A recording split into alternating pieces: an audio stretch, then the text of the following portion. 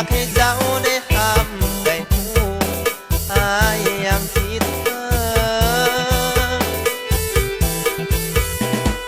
หมื่นเหตุผลที่เดินจากมา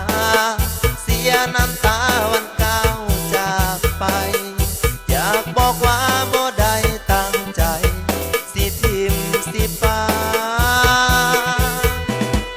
หากว่าบุญของอายยังมี